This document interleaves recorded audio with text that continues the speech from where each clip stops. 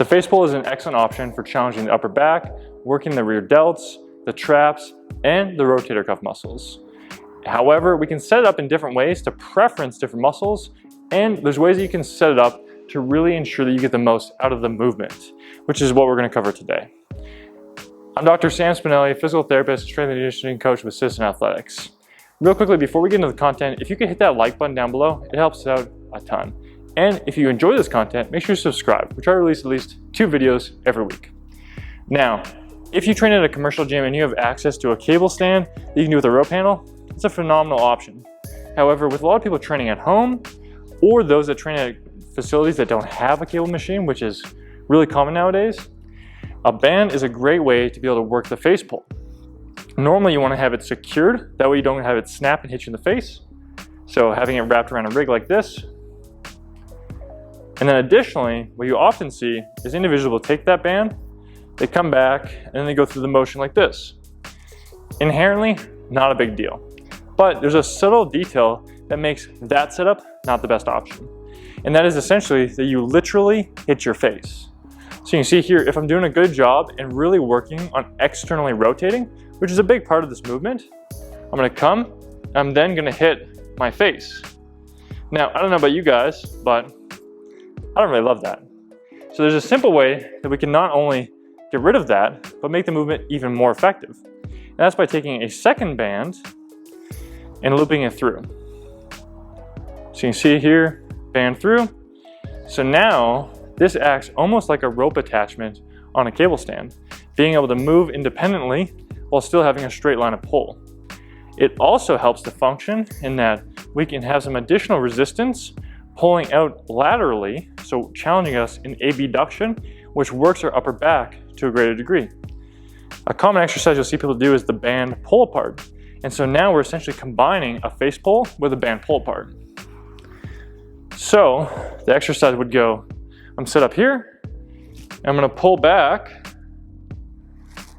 being able to get more of a challenge to my upper back muscles.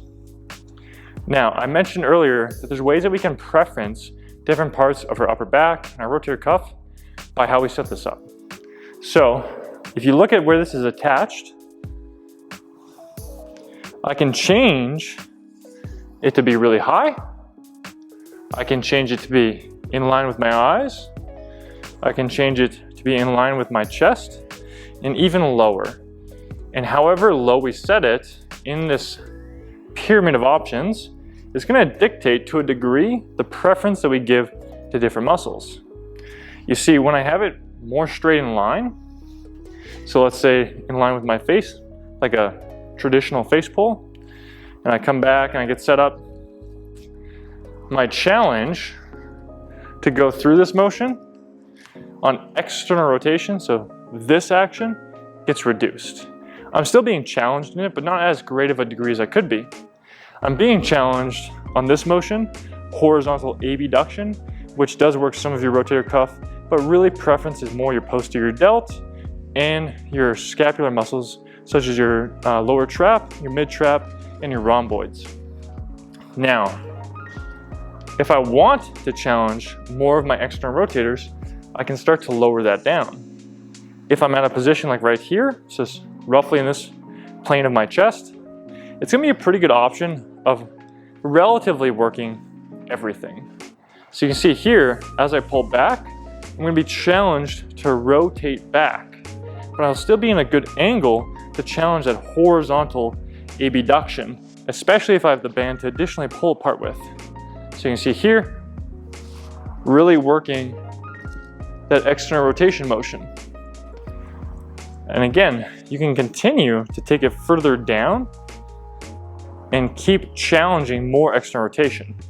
The downside with that is that as you keep taking it down, it can start to really preference external rotation more, that it begins to limit how much horizontal abduction you work.